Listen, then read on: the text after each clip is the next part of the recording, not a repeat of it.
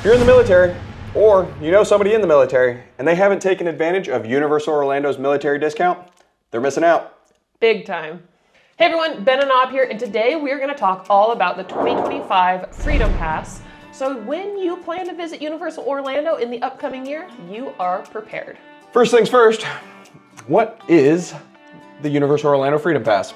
The Universal Orlando Freedom Pass is an annual pass specifically for those in the military, DoD civilians, or retired military personnel. It comes in 2 or 3 park versions, and the pricing we'll get to in a little bit, but it offers a steep discount when compared to daytime park tickets. If you are active duty, retired, a spouse of a military member, or a DoD civilian, you should look into getting this pass if you want to visit Universal in 2025. It'll save you tons of money. So much money. As opposed to the normal Universal Orlando annual passes, the Freedom Pass is really good for a calendar year. You can start using it now and it will go until December 19th of 2025. Now there are some blackout dates which apply to the 2025 Freedom Pass. Currently, the blockout dates stand as December 25th, 2024 through January 2nd, 2025.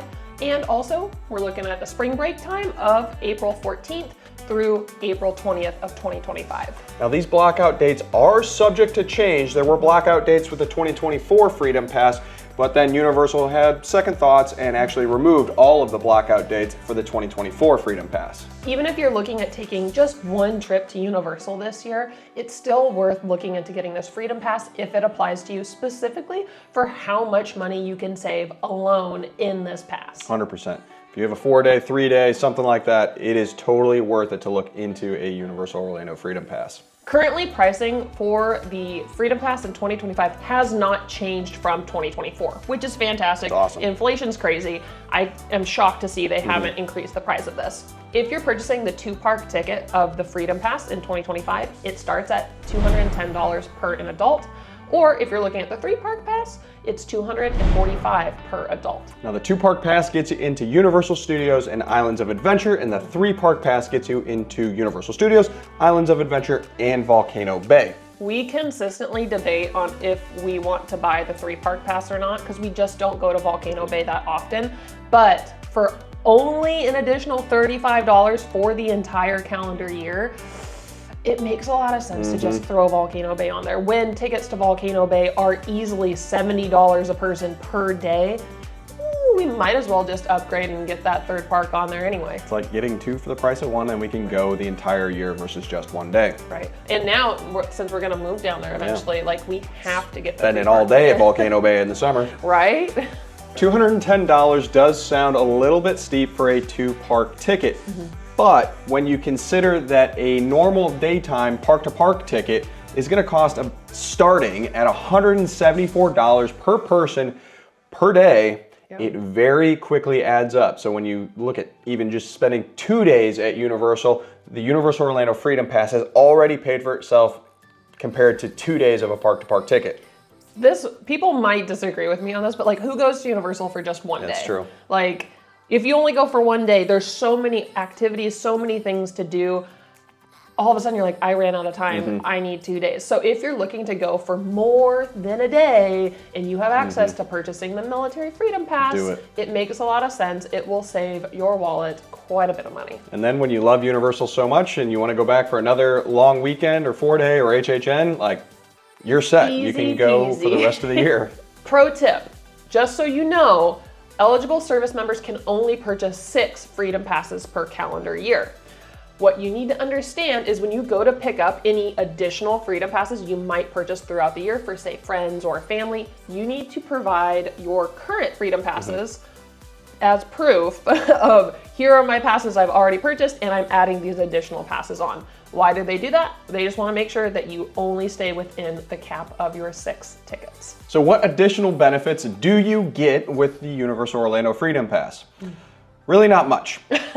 You get access to Universal Studios, Islands of Adventure, and Volcano Bay if you so choose for the dates specified. Like there aren't additional discounts that you get, and that might sound like something, but when the cost is significantly less than like normal daytime park tickets or an annual pass, like kind of take what you can get. Now we'll talk a little bit about the hotel discount before we wrap up this video, because that is also something that military can take advantage of, but it's not factored into these tickets to access the parks. One big thing you need to be aware of when it comes to military freedom passes, however, at this time, Epic Universe is not included in your access to parks. And Epic Universe is right around the corner, opening on May 22nd, 2025. So that might be something to think about. Now we do expect Universal to announce something in regards to military pricing for Epic Universe. Is it gonna be a Freedom Pass to Epic Universe? Is it gonna be discounted daytime tickets? Like TBD.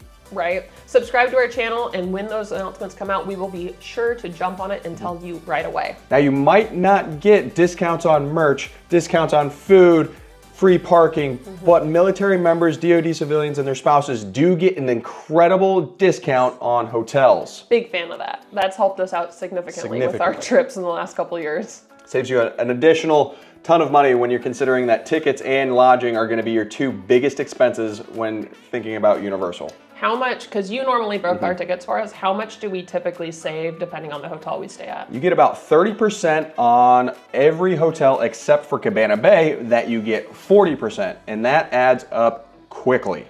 And coming in 2025, we do have new hotels coming like Stella Nova, Terra Luna, and the Helios Grand.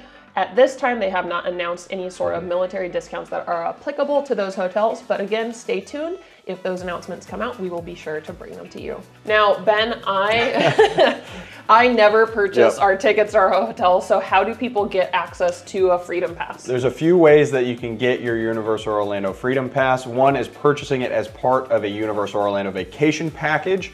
You'll call the number, just say you're doing a military package. You'll include your Freedom Pass, your hotels, and they'll wrap it up in that total vacation package cost. Nice. You can also purchase it from shadesofgreen.org. It's very easy. You'll fill out a form, send it in, they'll verify your service record, and they'll get you basically the vouchers that you'll get at will call for your actual Freedom Passes. And 3 is that you can visit your local MWR travel office and purchase it through your base affiliate. Have you bought our Freedom Pass for 2025 yet? Not yet. I probably should have, considering we've booked our Mardi Gras vacation for 2025. I don't think they were announced, but certainly we might add it on to our Mardi Gras trip for February. One additional pro tip that I just kind of thought about was like with the Freedom Pass, especially if you're thinking of going to HHN in 2025, having a daytime park admission will basically act as your Scream Early ticket. It's true. We had Big John buy that. And so the Scream Early ticket in 2024 was $55 per person per night for Halloween Horror Nights. So if you have a Freedom Pass, that's just an additional cost that you don't incur when thinking about HHN for 2025. Plus you get to play in the parks for the daytime anyway. So like it makes way more sense. Save more money.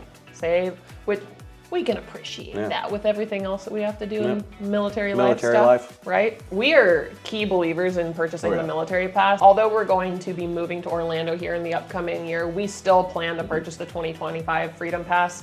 Maybe eventually we'll move our way into the Universal Annual Pass tier options that they offer for ticketing, but currently it just makes the most sense for us to purchase a Freedom Pass. If you have any questions regarding the Universal Orlando Freedom Pass or have any questions regarding a Universal Orlando vacation, let us know. We're more than happy to help. Yeah, we'd love to help plan your vacation with you. Also consider subscribing to our Patreon. I think we have tons of small little pro tips and details that can help you out when planning your Universal vacation. Plus adorable videos of our dogs, so that's a win in itself. Stick around for more Universal, HHN, and Epic Universe content. Thanks for watching. Bye!